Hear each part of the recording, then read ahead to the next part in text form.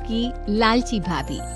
करिश्मा, रेशमा और मनीषा 3 बहनें हैं। उनका एक भाई भी है, मयंक। मयंक अपनी बहनों को बहुत प्यार करता है, लेकिन मयंक की पत्नी सविता इस मामले में मयंक से बिल्कुल ही अलग है। वो अपनी ननदों का जितना बुरा कर सकती है उतना बुरा करती ही रहती है और अपनी ननदों पर हुक्म भी चलाती है। करिश्मा, करिश्मा, तुमने अभी तक नाश्ता नहीं बनाया? तुम्हारे भैया को ऑफिस जाने में देर हो रही है। हाँ भाभी, बस अभी बनाती हूँ। करिश्मा, तुम ये ढीलापन छोड़ दो। कल को पराये घर जाना है। वहाँ अगर तुम इस तरह से काम करोगी तो लोग क्या कहेंगे कि माँ ने और भाभी ने कुछ सिखाया नहीं। और तुम्हारी दोनों बहनें कहाँ हैं?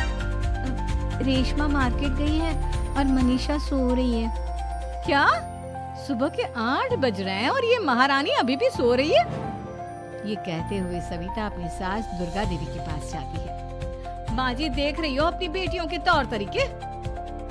क्या हुआ बहू, सुबह सुबह क्या कर दिया मेरी बेटियों ने? अरे एक तो अभी अभी उठकर किचन में गई है, दूसरी सुबह सुबह बाहर चली गई और तीसरी अभी तक सो रही है। क्या करूं मैं इन तीनों का, मैं तो परेशान हो गई हूँ। जा जाकर उठा उसे और रेशमा से मैं बात करती हूँ। सविता सीधा मनीषा के कमरे में जाती है और उससे कहती है, महारानी जल्दी उठो, सूरज सर पर आ गया है। भाभी थोड़ी देर और सोने दो ना, मैं रात को लेट सोई थी। वो क्या है ना, यूनिट टेस्ट चल रहे हैं। शराफत से उठती है या नहीं, या फिर पानी की भरी बाल्टी डालूं तेरे ऊपर? नहीं नहीं भाभी, मुझे बिस्तर में नहीं नहाना, उठती हूँ मैं। मनीषा जल्दी से उठकर बाथरूम में चली जाती है। सभी आराम से बैठकर नाश्ता कर रहे होते कि तभी रेशमा बाजार से हाथ में सामान लिए आ जाती है। रेशमा को देखते ही सविता उस पर बरस पड़ती है। लो, आ गई महारानी। ऐसा भी क्या सामान लाना था जो सुबह आंख मलते ही बाजार की तरफ रवाना हो गई? भाभी, कल आप ही तो चीख रही थी कि घर का सारा सामान मुझे ही लाना पड़ता है, घर में किसी को भी किसी काम से कोई लेना देना नहीं है। अब मैं बाजार जाकर सामान ले आई तो आपको इस बात से भी तकलीफ हो रही है? देख रही हो माँ जी, अपनी बेटी की जुबान कैंची से भी तेज चलती है। और मयंक, आप तो कुछ कहेंगे नहीं अपनी लाडली बहन को? रेशमा, अपनी भाभी से ऐसे बात नहीं करते। चलो माफी मांगो। भैया, मैं क्यों माफी मांगू? आप भाभी से बोलिए ना कि हम पर कम हुक्म चलाया करे। हम इस घर की बेटियां हैं और आपकी पत्नी की ननद है, नौकरानी नहीं। लो कर लो बात। इनकी भलाई के लिए कुछ भी बोलो तो इन्हें बुरा लग जाता है। इस घर में यही इज्जत है मेरी। देख लो माँ जी, आपकी बेटी किस लहजे में मुझसे बात कर रही है। सविता वहां से चली जाती है। मयंक को बहुत गुस्सा आता है, वो भी वहां से चला जाता है।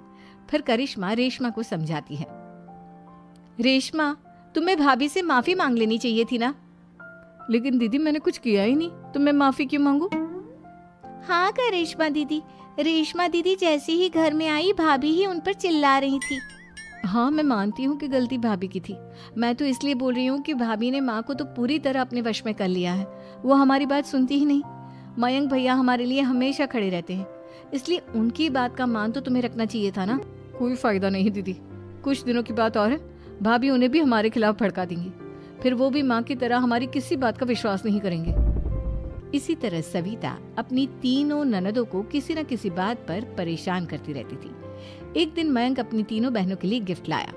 करिश्मा, ये तुम्हारे लिए हार का सेट। रेशमा, तुम्हारे लिए सुंदर सी ड्रेस। और मनीषा, तुम्हें किताबें पसंद है ना, तुम्हारे लिए किताबें लाया हूँ। थैंक यू भैया। थैंक यू भैया। थैंक यू भैया। करिश्मा, तुम्हारा नेकलेस कितना सुंदर है। ये भैया कहाँ से ले आए होंगे? मैंने भैया को 3 दिन पहले फोन पर ये डिजाइन दिखाया था और आज भैया ये ले आए। सविता तो अपनी ननदों के गिफ्ट्स देखकर जल गई और करिश्मा का नेकलेस तो उसे भी बहुत पसंद आया था। अपनी बहनों के लिए कितना अच्छा नेकलेस लेकर आए हैं, मुझे कभी कोई गिफ्ट नहीं दिया। मैं आज ही ये हार चुरा लूंगी। रात में सविता करिश्मा का हार चुरा लेती है और इसी तरह उसे अपनी ननदों की जो भी चीज अच्छी लगती वो उसे मांगती नहीं, बल्कि रात के अंधेरे में चुरा लेती। इसी तरह दिन बीतते गए और सविता ने मयंक के दिल में भी उसकी बहनों के लिए नफरत पैदा कर दी। एक दिन मयंक ने करिश्मा और रेशमा के लिए रिश्ता देखा और ये बात उसने घर में सबको बताई। माँ, करिश्मा और रेशमा के लिए बहुत अच्छा रिश्ता आया है। वो लोग कल इन्हें देखने आ रहे हैं। आप और सविता मिलकर सारी तैयारी कर लेना। ये सुनकर करिश्मा और रेशमा खुश हो जाती हैं, लेकिन सविता सोचती है, अगर इन दोनों बहनों की शादी हो गई तो घर और बाहर का काम कौन करेगा? मनीषा तो एक नंबर की कामचोर है, उससे तो किसी बात की उम्मीद लगाना ही बेकार है। मुझे इस शादी को रोकना होगा। अगले दिन सभी लड़के वालों के स्वागत की तैयारी करने में लगे होते हैं। तभी मयंक अपनी बहनों से आकर कहता है, तैयार हो गई तुम दोनों? देखो दोनों लड़के बहुत अच्छे हैं, मैं कोई कसर नहीं छोड़ना चाहता, इसलिए तुम उनके सामने अच्छे से बिहेव करना और अपनी भाभी से लड़ने मत लग जाना। करिश्मा, तुम वो नेकलेस पहन लो ना जो मैं तुम्हारे लिए लाया था। भैया मैं बहुत देर से वो नेकलेस ढूंढ रही हूँ, लेकिन मुझे मिल ही नहीं रहा। क्या तुमने नेकलेस खो दिया? तुम्हें पता भी है वो कितना महंगा था? तुम कोई काम ढंग से नहीं कर सकती। मयंक गुस्से में वहां से चला जाता है। थोड़ी देर बाद लड़के वाले भी आ जाते हैं। वो दोनों बहनों को पसंद कर लेते हैं और रिश्ता पक्का हो जाता है। लेकिन सविता के दिमाग में तो कुछ और ही खिचड़ी पक रही थी। वो पंडित जी के पास करिश्मा की कुंडली लेकर जाती है और उन्हें पैसे देकर करिश्मा की कुंडली बदलवा देती है। जब लड़के वालों के पास करिश्मा की कुंडली जाती है तो वो दुर्गा को फोन करते हैं। बहन जी, हमने करिश्मा की कुंडली अपने पंडित जी को दिखाई थी। आपकी बेटी की कुंडली नहीं बल्कि दोषों का पिटारा है। देखिए, मैं और मेरे पति इन सब बातों में बहुत विश्वास करते हैं, इसलिए हम आपकी बेटी से अपने बेटे की शादी नहीं करा सकते। इस तरह करिश्मा का रिश्ता टूट जाता है और सभी घर वालों को बहुत दुख होता है। अब कविता सोचती है, चलो करिश्मा का तो रिश्ता टूट गया, अब रेशमा का भी रिश्ता तोड़ना है। क्या करूं क्या करूं?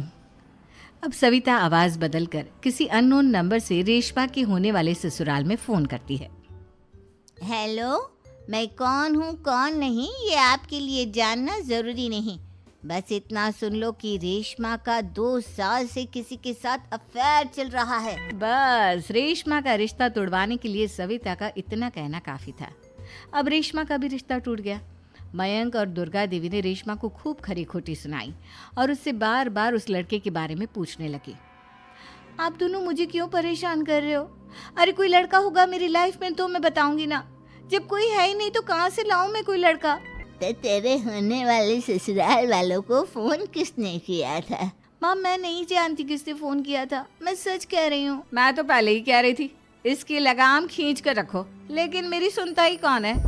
आप चुप रहिए भाभी, ये सब आपका ही किया धरा है।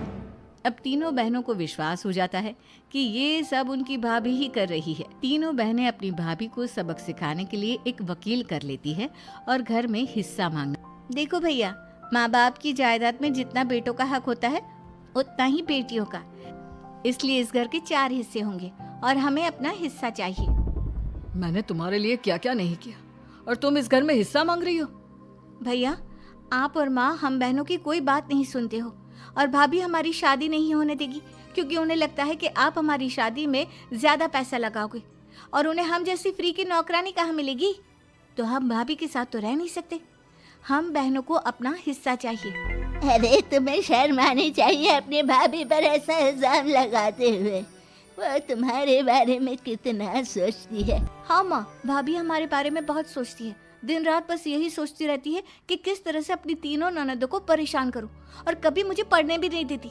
दोनों बहनों का रिश्ता भी तो इन्होंने ही तोड़वाया है और रात में हमारे कमरे में आकर हमारी चीजें भी चुराती हैं। इसी तरह सविता की तीनों ननदें अपनी बात पर अड़ी रही।